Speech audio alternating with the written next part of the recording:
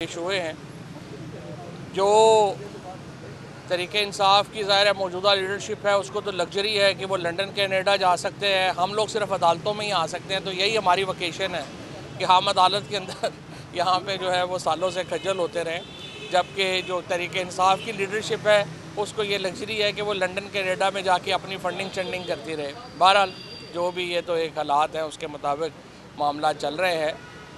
मेरी नज़र में पाकिस्तान के अंदर जो एक बैनुल-अक़वामी कामयाबियाँ हासिल हुई हैं, लेकिन अब पाकिस्तान में एक तसव्वुर ही किया जा सकता था कि अमेरिका भी हमारी साइड के ऊपर हो, चीन से भी हमारे ताल्लुकात मुतासर ना हों, सऊदी अरेबिया भी हमारे साथ अच्छे ताल्लुकात के साथ हो और ईरान से भी हमारे ताल्लुकात मुतासर ना हों। ये पाकिस्तान के अंदर एक रेयर मूवमेंट है इंटरनेशनली, और कि हम एक ऐसी बैनुल-अक़वामी सूरत हाल में खड़े हैं जहाँ पे ये सारे ममालिक पाकिस्तान को बैक कर रहे हैं। इस वक्त ज़रूरत इस बात की थी कि पाकिस्तान के अंदर भी हम एक जो पॉलिटिकल वोटैलिटी है, पॉलिटिक्स के अंदर जो एक तूफ़ान मचा हुआ है, उसको हम थामते और थोड़ा थम करके नीचे ला कर वो थोड़ा तूफ़ान थमता और हम टेम्परेचर नीचे लेके आते, ताकि पाकिस्तान के अंदर एक लगे कि एक इतनी बड़ी जब कुव्वतें पाकिस्तान के साथ हैं खड़ी बाहर, तो पाकिस्तान के अंदर भी कोई सुकून है। अगर पाकिस्तान के अंदर रोज़ ये लगेगा कि सुकून नहीं है, पाकिस्तान के अंदर एक पॉलिटिकल टर्मोइल बरपा रहेगा, एक सियासी तूफ़ान बपा रहेगा, कौन पाकिस्तान में, इसके बावजूद आप देखिए ना कि बैनुल-अक़वामी इतनी कामयाबियों के बावजूद पाकिस्तान के अंदर कोई इन्वेस्टमेंट नहीं आ रही। पाकिस्तान के अंदर इंपीरियल कॉलेज का भी आपने देखा, जो एक माशाल्लाह पंजाब हुकूमत ने जो है वो एक ड्रामा रचाया और बाद में शर्मिंदा होना पड़ा। कोई देखे पाकिस्तान में इस वक्त बैनुल-अक़वामी इन्वेस्टमेंट, बैनुल-अक़वामी ऑर्गेनाइजेशन पाकिस्तान में नहीं आ रही। पाकिस्तान से तो जो बैनुल-अक़वामी कंपनियां हैं वो पैकअप कर रही हैं, जा रही हैं। उसकी बड़ी वजह यह है कि हमारे यहाँ जो हुकूमत है, जिन्होंने यकीनी तौर के ऊपर बैनुल-अक़वामी कामयाबी समेटी हैं, वो पाकिस्तान के अंदर इन कामयाबियों को ट्रांसलेट नहीं कर पा रहे। और इसलिए मैं ये समझता हूँ कि वक्त आया है पाकिस्तान में कि इसको, कल सोहेल आफरीदी साहब ने जो नए वज़ीर आला हैं खैबर पख्तूनख्वा के, उन्होंने बड़ी ज़िम्मेदाराना बात की है। देखें, एक तो एक सूबे का वज़ीर आला जो 2/3 अक्सरियत से मुंतखब हुआ हो, आप उसे जेल में अपने लीडर से मुलाकात ना करने दें, ये वैसे ही कितनी तौहीन है उस सूबे के अवाम की। इससे आप अंदाज़ा लगाएं कि माइंडसेट क्या है।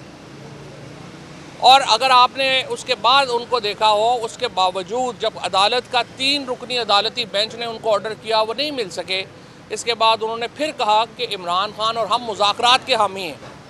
मैं समझता हूँ कि ये एक बड़ी मुस्बत बात थी सोहेल आफरीदी साहब की तरफ से, और ये वो चीज़ें हैं। इस वक्त पाकिस्तान के अंदर आपके पास 2 चीज़ें हैं, या आप इंगेजमेंट करेंगे या आप तहरीक इंसाफ को, सोहेल आफरीदी को पुश करेंगे कि वो आपके ख़िलाफ़ एक और मूवमेंट खड़ी करें। आप इंगेजमेंट करें, क्योंकि अगर दोबारा इस वक्त मूवमेंट का माहौल जो बनना शुरू होगा, उसके नतीजे में तहरीक इंसाफ को असम्बलियों से इस्तीफ़े देने पड़ेंगे। उसके नतीजे में पाकिस्तान के अंदर सियासी टेम्परेचर बढ़ेगा और ये टेम्परेचर फिर अगले 1-2 साल नीचे नहीं आएगा। जो अकल की बात है वो तो ये है कि जो इस वक्त खैबर पख्तूनख्वा के वज़ीर आला भी, बाकी तमाम तहरीक इंसाफ के लोग भी और ख़ुद इमरान खान भी कह रहे हैं इंगेजमेंट होनी चाहिए। इस इंगेजमेंट के मौके को इस वक्त ज़ाया नहीं करना चाहिए। और अगर चाहे हुकूमती वज़रा ने कहा कि वो एप्लीकेशन दें तो हम बनीगाला शिफ्ट कर देंगे, ये देखें, ये बातें ना करने वाली हैं। अगर आपने प्रैक्टिकली कुछ करना है तो बुशरा बीबी को बनीगाला शिफ्ट कर दें, इससे टेम्परेचर नीचे आएगा। आप इमरान खान को जो है वो अगर उनसे बातचीत करने से पहले बुशरा बीबी की जो बेल है उसकी हेयरिंग कर ले, उससे टेम्परेचर नीचे आएगा। पॉलिटिकल वर्कर्स के साथ जो हो रहा है, और पॉलिटिकल वर्कर जो तहरीक इंसाफ का है, वो तो दोनों तरफ से पिस रहा है। एक तो अपनी लीडरशिप उसको नहीं पूछती, हुकूमत जो है उसके पीछे पड़ी हुई है, और उसके बाद ज़्यादातर लोग गरीब तरीन लोग हैं जिनको अपनी लीडरशिप ने भी जो है वो त्याग दिया है, उनके तरफ कभी कोई नहीं गया। इवन जो सीनियर लीडरशिप है, शाह महमूद कुरैशी हैं, अब यास्मीन राशिद हैं, एजाज़ चौधरी हैं, महमूद रशीद हैं, उमर चीमा है, इनकी क्या हैसियत है पॉलिसी की डिसीजन मेकिंग में? कोई हैसियत नहीं है। ये जो किराए के ऊपर लीडरशिप PTI में मौजूदा जो है वो लाई गई, उससे PTI का बहरान तो बढ़ रहा है, लेकिन वर्कर्स का बहरान बढ़ रहा है। और इस वक्त जो PTI का वर्कर जो जेलों में है वो तनहा है, जो यहाँ पे ज़मानतों पे आ रहा है वो तन्हा है और कोई किसी को पूछने वाला नहीं है। और इसके नतीजे दूसरी तरफ पाकिस्तान का टेम्परेचर ऊपर जा रहा है। तो इसलिए मेरे ख्याल में engagement is the only way forward. Temperature नीचे लाएँ ताकि हम जो बैन अल-अक़वामी कामयाबियाँ हैं उनको कंसोलिडेट कर सकें। Thank you.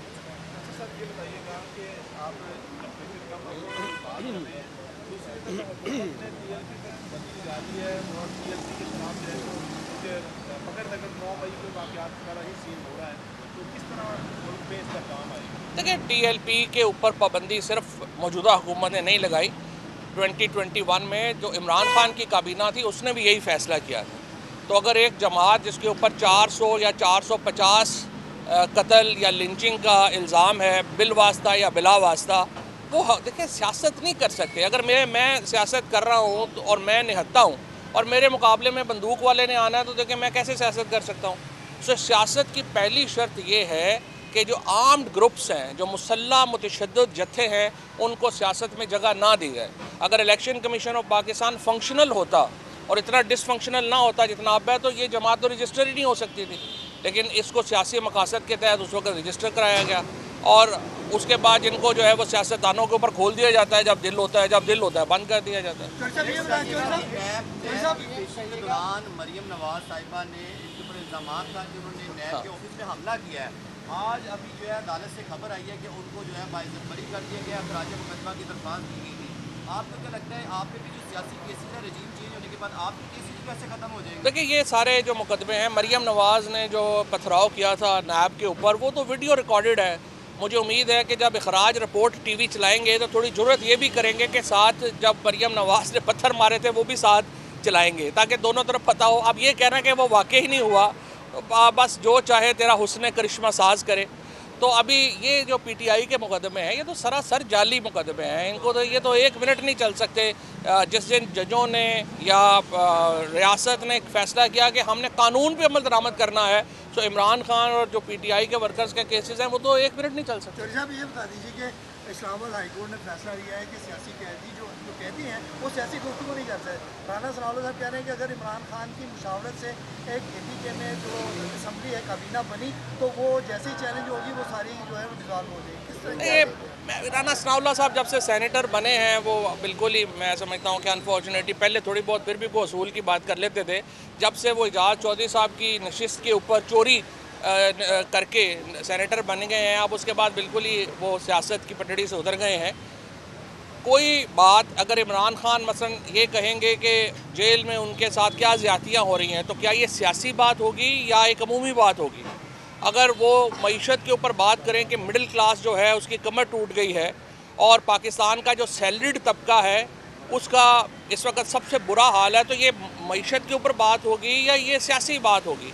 हर बात का एक सियासी एंगल है। आप कैसे उसको डिटरमिन करेंगे कि वो सियासत है या नहीं है? तो मेरा ख्याल राना सनाउल्लाह साहब आप सेनेटर बन गए हैं लेकिन इसका मतलब ये तो नहीं है कि वो सारी चीज़ों को जो है वो भूल भुला जाएँ।